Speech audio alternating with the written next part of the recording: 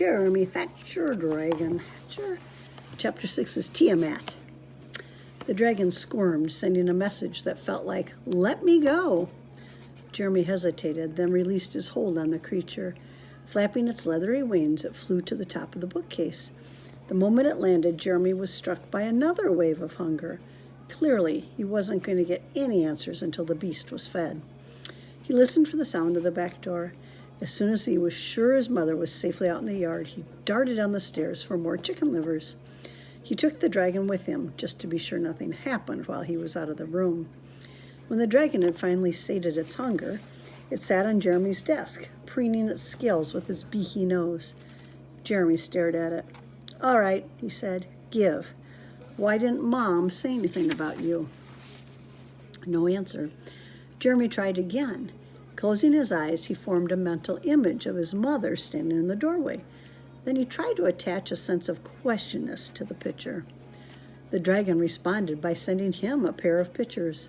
The first showed Jeremy standing in front of his mother with the dragon perched on his shoulder. Then the dragon folded from the image until all Jeremy could see was himself. Standing there without the dragon, he looked, as his mother had said, ridiculously twitchy. The pictures triggered a memory of something Jeremy had read. "Do you mean Mom couldn't see you?" he thought. "Are you invisible to her?" The dragon puffed a little cloud of smoke and sent Jeremy a confused jumble of colors. Jeremy frowned. If he wanted to communicate with the dragon, he was going to have to learn to think in pictures. Probably not a bad habit for someone who wanted to be an artist, but it was going to take a lot of practice before they could talk easily. Of course, the dragon was just a baby. In fact, given how young it was, the fact that they could communicate at all was pretty amazing. Jeremy wondered just how smart the beast was going to get. "Well, if you stay invisible, it's going to be a lot easier to keep you a secret," he said, "as long as you don't do anything to attract my parents' attention." He glanced at the clock on his dresser. The lawn! How long could he stall before his mother got upset? It wasn't that he didn't want to help, though he certainly had better things to do with his time than work on the lawn, like drawing, for instance. But if he didn't get things under control here, who knew what kind of disaster he'd find when he came back? Setting his alarm to ring in 10 minutes, Jeremy picked up the book Miss Priest had given him, the one written by S.H.E. Lives. He skimmed 20 pages before it occurred to him to see if the book had an index. It did. Feeling silly, he began flipping through the back pages. He decided to start with taming. The index had the word, but rather than listing a page to turn to, it said in dark letters, "Don't even think of such a thing." A sudden squawk from the dragon distracted him. Turning, he saw that it had gotten into a fierce wrestling match with a dirty sock. As Jeremy watched, the dragon and sock rolled across the floor and disappeared under the bed. Jeremy decided to start at the top of the index and skim straight through. When he got to the word milk, he remembered something he'd read at the library. Flipping eagerly to the proper page, he found the following. Though dragons are best known for rampaging through the countryside, eating sheep and shepherd alike, many of them are reputed to have a deep fondness for milk. In at least 2 instances, we are told of a village or castle that kept one of the great worms at bay by offering it a trough of milk every day.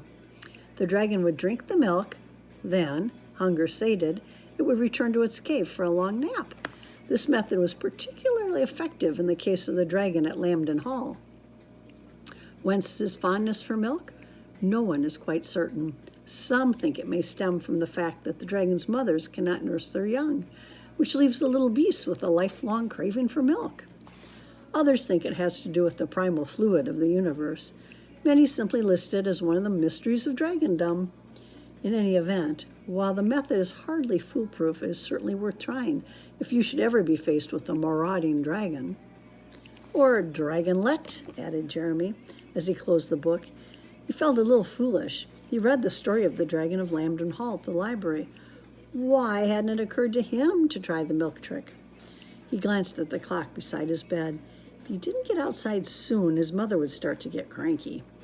Dashing down the stairs, he slipped into the kitchen and filled a saucer with milk. He looked at it, decided it might not be enough, and got out a soup bowl.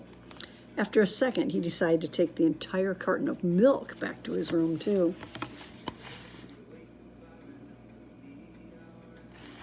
I wonder if that little dragon drinks that whole bowl of milk.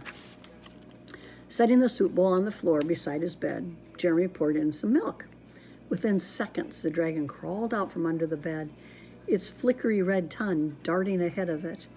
When it found the milk, it plunged its head into the bowl and began slurping. Soon it had finished the entire bowl, a huge amount for such a tiny dragon. Jeremy poured some more milk into the bowl, but the dragon turned away, flapped its wings. Its stomach was so full that for all its efforts, it could get no more than a few inches off the floor. Making a little growling noise, the dragon gave up the effort at flight, sank its claws into the sheets, and began to climb the bed. When it reached the top, it curled up on Jeremy's pillow and fell fast asleep. Jeremy smiled. If the book was right, the milk should hold it for the rest of the day. If it wasn't, he didn't know what he was going to do. When Jeremy returned from helping his mother, the dragon was no longer on the pillow. The only mark of its presence was a small brown spot where its breath had scorched the pillowcase. "Dragon," he said softly. "Dragon, where are you?" A little swirl of blue trickled into his brain. "Where are you?" Jeremy asked again. The colors moved in a slow circle. It took Jeremy a moment to realize that the dragon was sleeping. But where? Jeremy finally found the beast curled up in his sock drawer. Even though he knew babies needed to sleep, he couldn't help himself. Reaching down, he scooped the dragon into his hands. It snorted and opened one eye. The expression on its face was cranky, and Jeremy's head began to swirl with irritated shades of brown and green. But the dragon's mood passed quickly. Soon it settled into place on Jeremy's shoulder. It seemed to have chosen it as its special spot. "Let's see if we can name you," said Jeremy. Plucking the dragon from his shoulder, he carried it to his desk. "Stay there for a minute," he said firmly. The dragon's long tongue flicked out and back. Jeremy found the list of great dragons that he had made at the library. "How about Fafnir?" he asked. The dragon yawned. Jeremy crossed that name off his list. "Smaug?" The dragon curled his lip. Jeremy was just as glad. Smaug was a dragon in The Hobbit, and it had been a particularly wretched beast. "Ouroboros?" The dragon snorted, sending out a tiny puff of smoke. Jeremy wasn't sure if it was reacting to the name or his attempts to pronounce it. He crossed it off anyway. The dragon was no happier with Orm, Emphax, Heart's Blood, Nemeth, or Ruth. It wasn't until Jeremy suggested Tiamat that a flood of approving color came swirling through his head. "Tiamat?" he asked again. The dragon squirmed with pleasure. Its tail tied itself in a knot. Jeremy smiled. "Tiamat it is," he said. He was pleased. He never really felt at ease with a new pet until he named it. Jeremy hesitated. Maybe "it" was the wrong word. After all, according to Babylonian mythology, the original Tiamat was a mother dragon who created the world. So Tiamat must be a female name. Did that mean his dragon was female too? Though the answer didn't really come as a word, there was no doubt it was a positive response. Jeremy smiled. One mystery solved. He had a girl dragon, and her name was Tiamat. He looked at the dragon nervously. Had he really named her, or he had just found the name she wanted all along? That thought opened his mind to a whole list of questions he'd been trying to ignore, such as, where did this thing really come from? And had Mr. Elives meant it when he said, "It wants you"? And more important, what was he supposed to do now? He closed his eyes and tried to send these questions to the dragon. Aside from some general puzzlement, he got no response. "Well, what did I expect?" he said aloud. "You're still a baby, practically brand new." He stroked Tiamat's tiny head and wondered again how big she was going to get. Though he hadn't really meant it as a question, she answered him anyway, and the image that formed in his mind left no doubt what the answer was. Big. Jeremy swallowed hard, but before he could think of anything back to her, a voice yelled, "Hey, Jer, are you up there?" "Sure," he yelled back. "Come on up, Spess." He turned to the dragon, which was chewing on the end of one of his paintbrushes, and asked, Now, will he be able to see you or not? T-Mat flew up to his shoulder without answering. Where'd you go yesterday? Asked Specimen, bursting into the room. I looked all over for you. I've never seen anyone run so fast. Do you blame me? Asked Jeremy, turning so the dragon would be in clear view. He waited for Spess to say something about Tiamat, but Specimen only shrugged and shook his head. I'm just glad it was you and not me, he said. Thanks, replied Jeremy, a trifle bitterly. Spess missed his tone. He looked troubled. My sister Mindy said she saw you walking with Mary Lou this morning, he said at last. Jeremy groaned. Your sister's mouth is bigger than Alaska. Well, insisted Spess, were you? No, she was walking with me. I had my arms full and I couldn't run away. Spess nodded as if that answer satisfied him. Then, as if a new thought had just struck him, he added, Full of what? Full of books about, Jeremy decided to be daring, about dragons. You always did like that kind of stuff, said Specimen. His tone made it sound like he thought there was something slightly strange about that fact. Want to work on her entry for the art contest? He asked, changing the subject. I have to go out and finish raking, said Jeremy with a sigh.